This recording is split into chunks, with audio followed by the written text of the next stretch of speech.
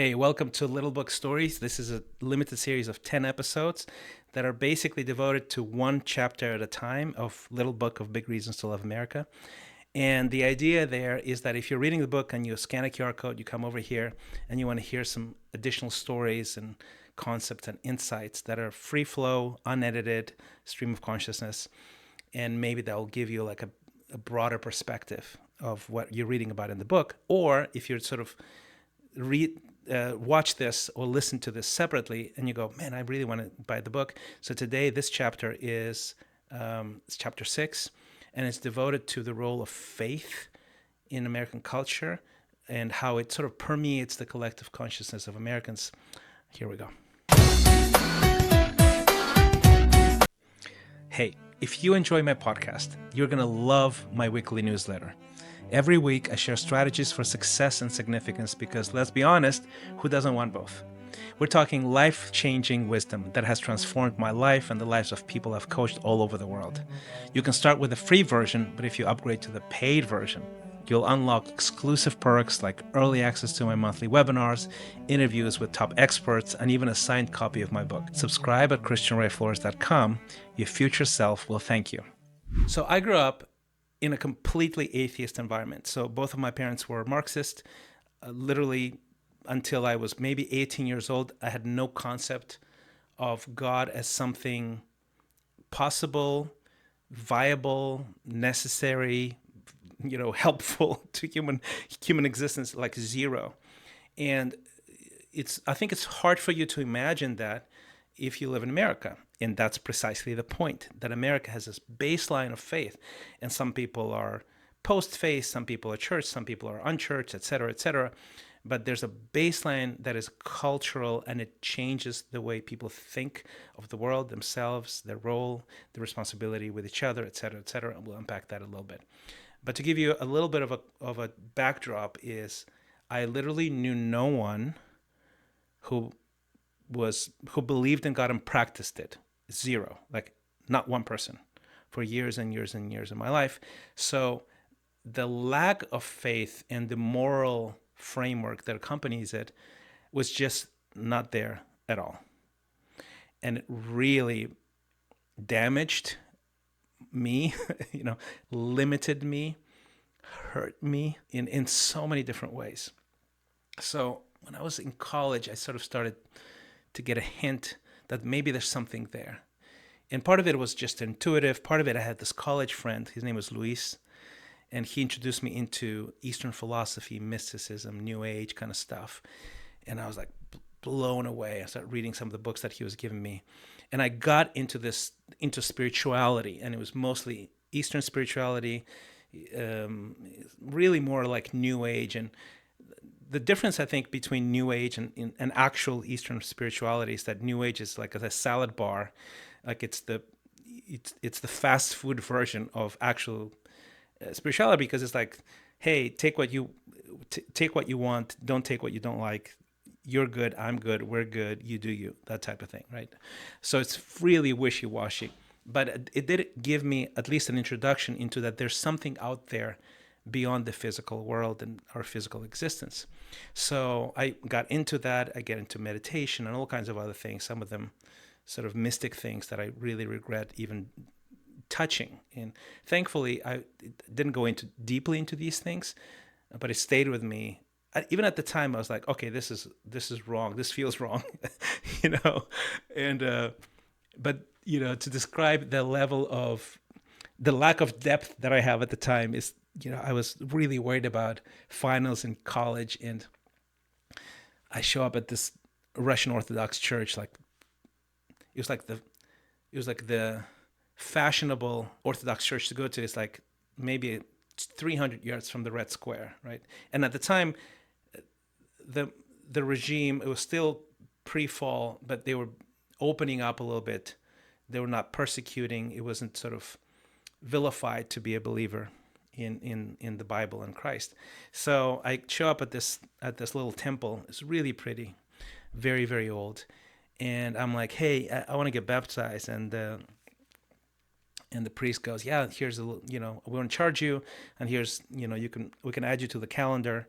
and this is what you bring: your little cross, a little baptismal, like a shirt or something like that. And then I show up, and they do this really elaborate ritual, by the way, that lasts for a long time. And then, but there's no required repentance. There's not required understanding of what it means to be a follower of Christ. It's really more like, even there was a confession time there. So I show up, and he goes, okay, it's confession time. Let me talk to you. So the priest says, okay, so have you done this and this and this and this and this? And I go, yep. Check. And he doesn't ask me if I want to stop doing these things. He just says, okay, you're forgiven in the name of the Father and the Son and the Holy Spirit. Go do your thing, right? And so the process didn't really educate me, but also my motivation was really self-seeking. It wasn't really faith. I did get baptized, but it was really more, hey, can this be like an insurance policy? I need supernatural intervention here. I'm gonna fail. So of course I didn't do well in the exam at all. God decided not to help me supernaturally in that particular situation, and I was like, okay, I knew this was a hoax all along, whatever. So religion can be a dogma. It can be, but it doesn't have to be. True faith, it's not a dogma. True faith is a way to see reality that actually corresponds to reality, to real life. I think that's the advantage of faith. It's not sort of a separation from reality. It's more HD, 3D, 100% true reality. It's core truth. And I didn't make that connection until way later. So a few years later, fast forward, I am doing really well professionally. I'm one of the top pop stars in Russia. I'm literally just blowing up. I have a number one hit at the time. I'm playing crowds of 10,000 people, 20,000 people, more sometimes. I think the biggest crowd I've ever played was Gorky Park, which is sort of a famous place. I think it was like 500,000 people. And then, of course, Red Square. I played Red Square as well. So I'm in this state of just extreme success. And my moral framework that was basically non-existent gave in. And where I got sort of this deep wound was in the romantic side of things, because I come from 3 generations of broken homes. I just didn't know how to, no one taught me about any moral framework. No one taught me the skills, or even having sort of the understanding of how to build a romantic relationship, how to get married, how to stay married. None of those things existed. So I sort of, improvised my way through things like that. And of course, I hurt myself, hurt other people tremendously. So I had this girlfriend that I was dating that left me because I was so mean to her, because I would basically sabotage any relationship that got close to being serious. And I've done that before. The complicated thing in that particular breakup was that she had a baby with me, and that didn't change me. That didn't make me more responsible. I was still an absolute jerk and an idiot. And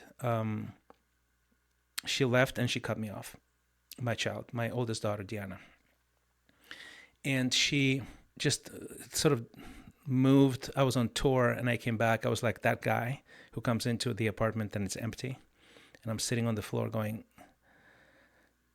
I don't know how to live. That's basically how I felt.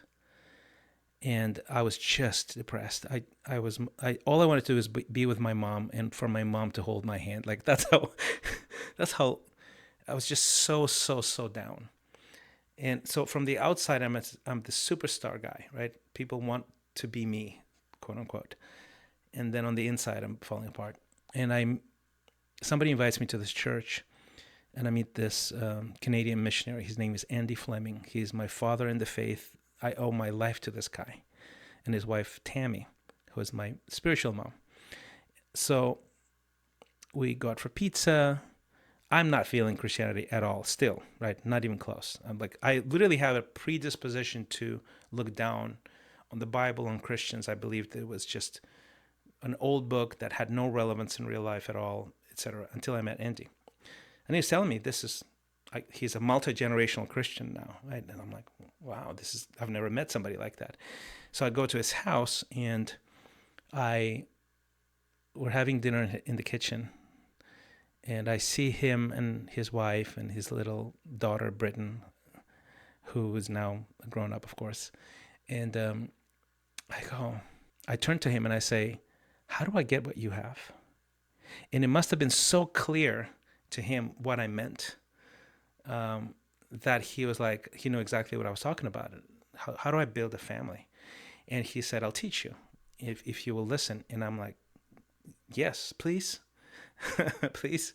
And I think the best decision of my life was to acknowledge my own inadequacy and complete incapacity to do things that are important in life, certain things.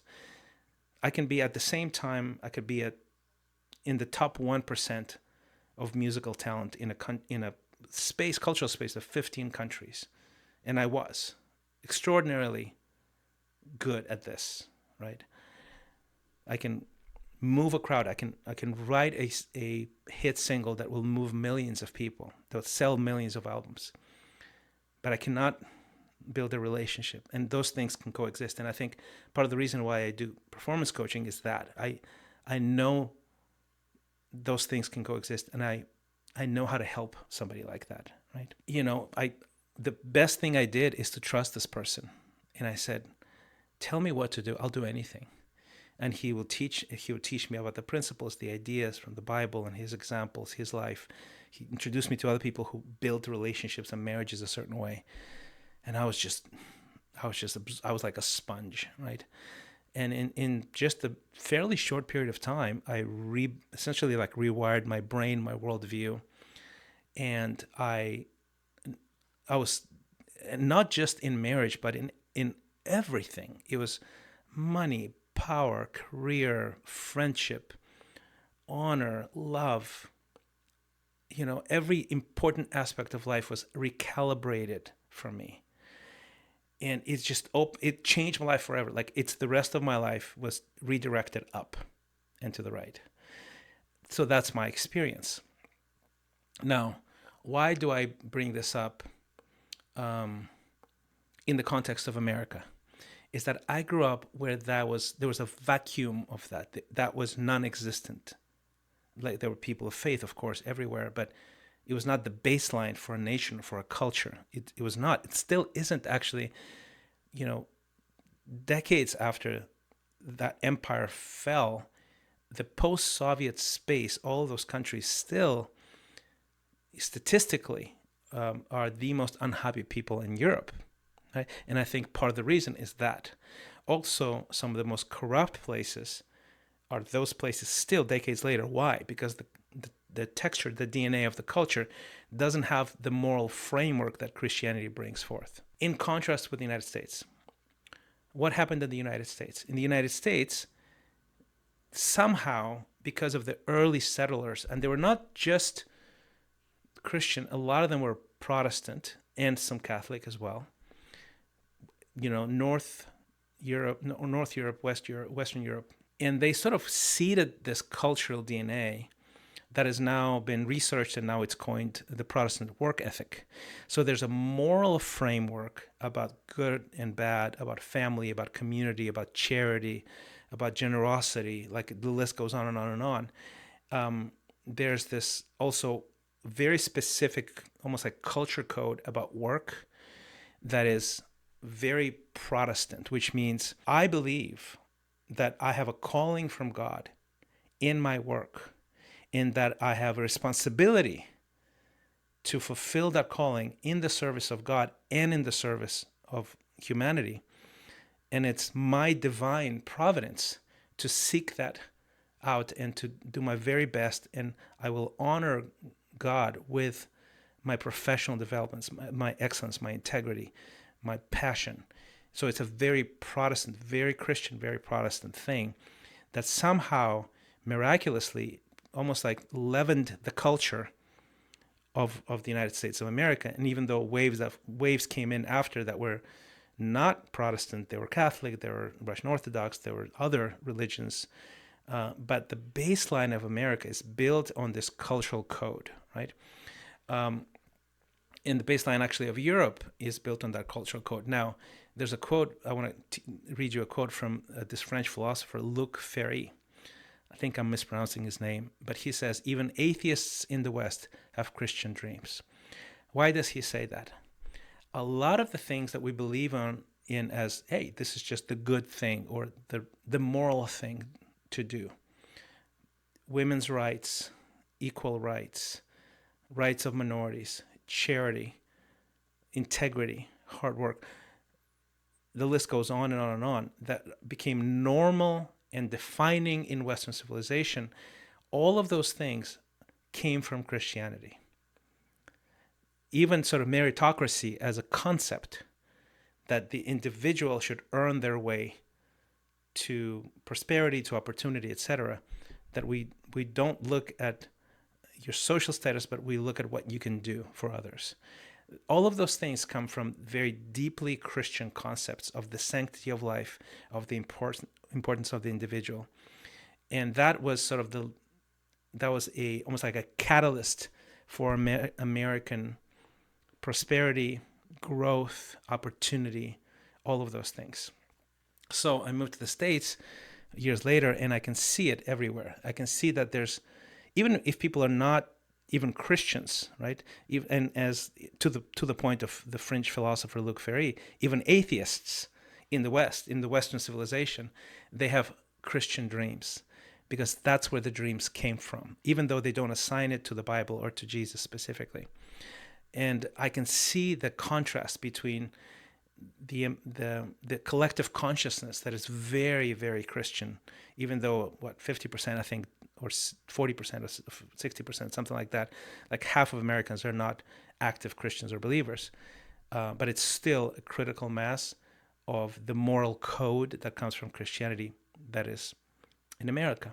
And I think this shapes everything. It shapes economics, it shapes ethics, it shapes business, mindset, and it for sure shapes this confidence. I have agency.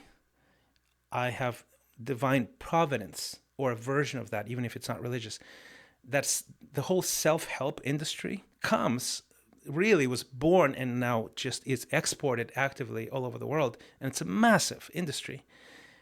It comes from America, but in America, it comes from the Christian faith, from that sense of you are a child of God. You have inherent dignity, value, a sanctity. You have a calling, a vocation, right?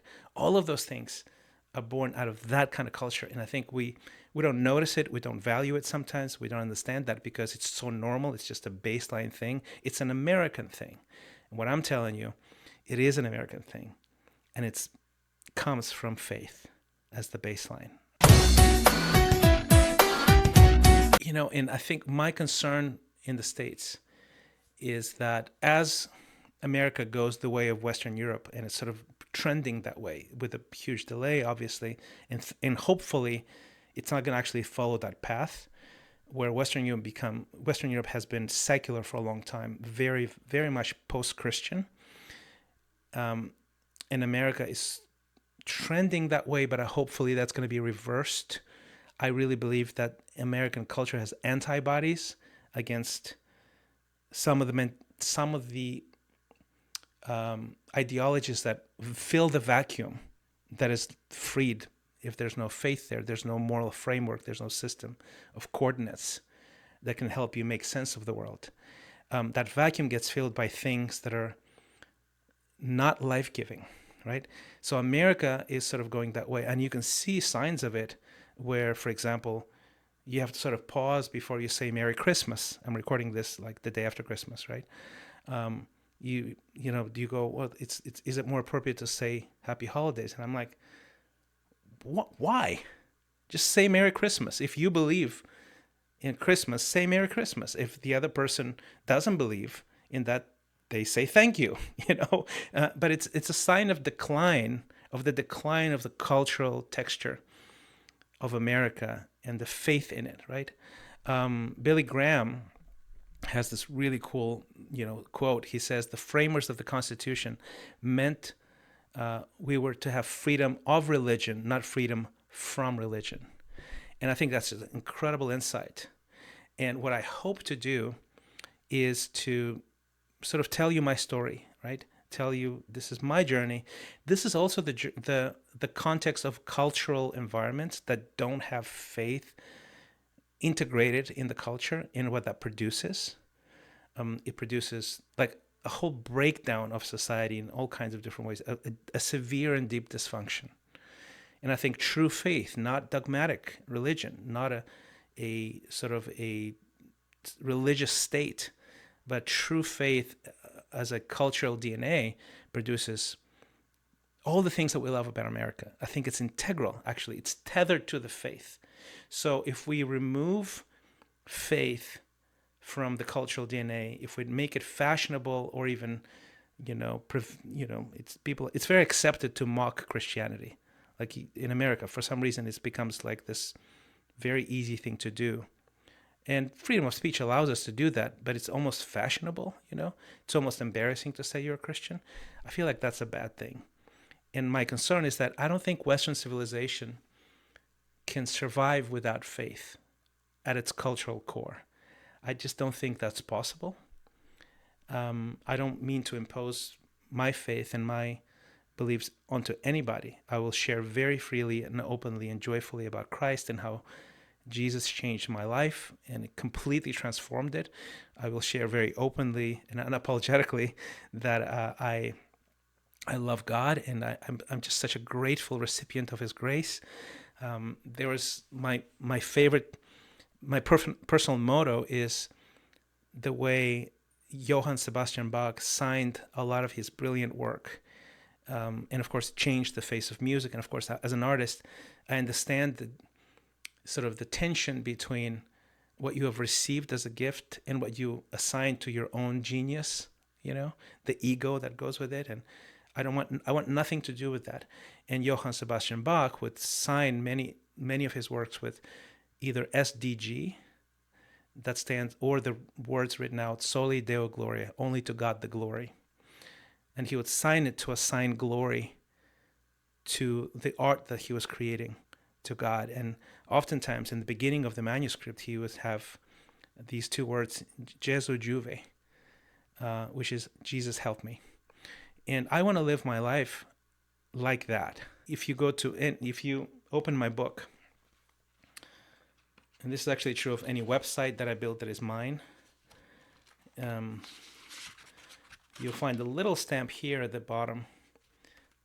It's a little stamp and it says SDG. And it's for Soli Deo Gloria. The reason I put that on my websites, on my book, I don't need you to know what it is, as long as I know. This is for the glory of God, right? So I'm not really worried about Christians in changing times, for example. I'm not worried about Christians because we have been around for 2,000 years and we've seen empires rise and fall, and we're still here. And I think we will be still here to the end of time. So I'm not worried about Christians at all. I think I don't have to protect God because we know how the story ends, especially for us, right? But what I want to convey is my desire for America to not abandon not only the Christian faith, but the culture that it produces, the moral framework it produces, the goodness, the kindness, the family values, which we'll talk about in the next chapter. So thanks for listening. Thanks for watching. If you haven't gotten the book, go get it. Get a copy for a friend.